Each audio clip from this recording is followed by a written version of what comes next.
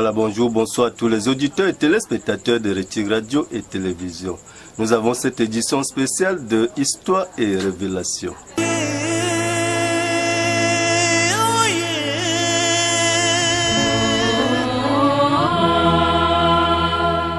Depuis les tristes événements du 3 février 2023, vous êtes certainement nombreux à vouloir connaître l'histoire de l'arrondissement de Magba.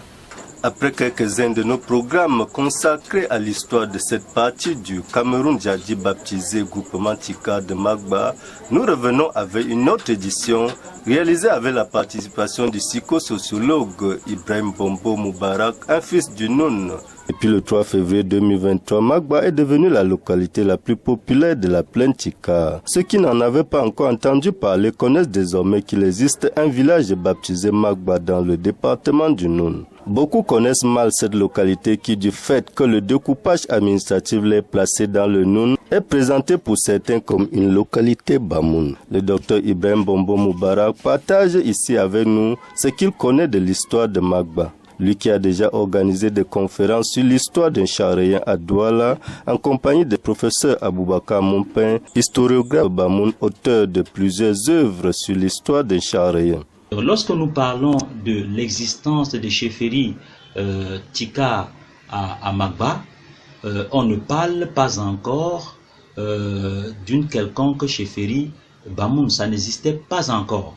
Ça n'existait pas. Il va falloir environ 175 ans, disons 2 siècles, 200 ans plus tard, pour que, n'est-ce pas, les princes partent maintenant de Bakim pour retraverser l'eau par le bas et ressortir maintenant dans les alentours de Malantune pour se retrouver maintenant à Manki, plus précisément à l'endroit appelé aujourd'hui Mayo, dans l'arrondissement de Djimam, pour qu'il y ait plus tard, n'est-ce pas, un royaume qui s'opérera, qui sera installé en Djimam et qui sera désormais ce qu'on appelle aujourd'hui le royaume Bamoun, et dont à la tête de ce royaume, ce serait un prince Tika dont Nchare fut son nom et dont sa mère qui a eu à les amener s'appelait Yen, d'où l'appellation de Nchare Yen, Nchare fils de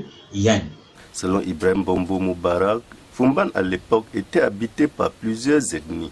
Parce que Fumban à cette époque, avait également d'autres ethnies et d'autres rois qui étaient le Famban et bien d'autres encore, et même aussi des ethnies Bamleke qui étaient dans le Fumban, l'ancien Famban, et dans le Baigom et Fumbot, dans le Koptamo, appelé Kouram.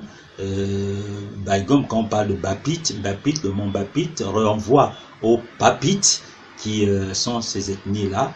Le mont Ram, Koram renvoie au Baham et tout son ancêtre. Donc c'est des ethnies anciennes qui y habitaient, et Koutier renvoie aux Batier qui habitaient, n'est-ce pas, ces différents endroits. Le docteur Ibrahim Bombo Moubarak classe les Bamoun en 3 catégories. La culture du royaume Bamoun est fondée sur la tradition Tika. Ceux qui adhèrent à cette tradition, parce qu'on note 3 sortes de Bamoun, pour dire comme ça. Il y a des Bamoun qui sont des personnes qui existaient et qui sont devenus, qui appartiennent à la tradition Tika de forme administrative lorsque le Charré s'installe.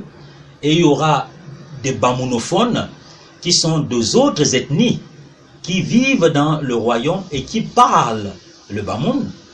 Et il y a des Bamounisés qui sont ceux qui se sont féodalisés, c'est-à-dire auxquels l'armée traditionnelle Bamoun a pu dompter ou a pu envahir, et ils sont devenus sous, n'est-ce pas, le commandement royal Bamoun. Ça, c'est de part historique.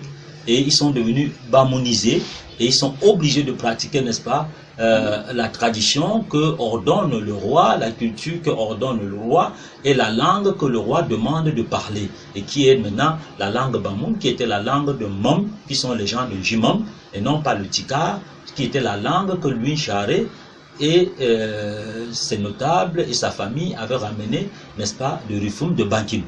Il faut d'ailleurs dire que sur son chemin pour Ndjimom, la délégation du fondateur du royaume Bamoun n'avait pas connu Magba. Jamais et jamais dans l'histoire, le royaume Bamoun venant de Ndjimom, les rois étant des Tikar, ses fils Tikar n'avaient jamais traversé Magba.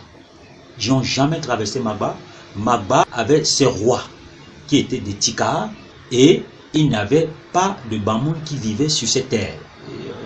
On peut faire des études anthropologiques qui nous renvoient à cette réalité. C'est à partir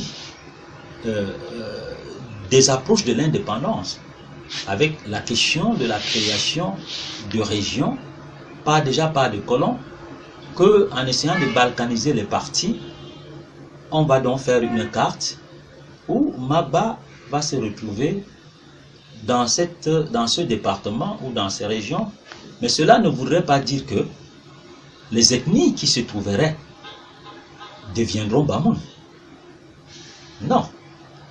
Sinon, le même problème pourrait se poser à Douala, le même problème pourrait se poser à Yaoundé, le même problème pourrait se poser à Ngaoundéré, où vous trouvez dans une ville les Baya, vous trouvez les Mundang, vous trouvez par exemple dans une ville les Bassa, les Bakoko, les Douala, toute autre ethnie, mais par contre, chacun a son chef. C'est tout pour cette première partie de notre édition spéciale de Histoire et Révélation. La suite, c'est dans un instant.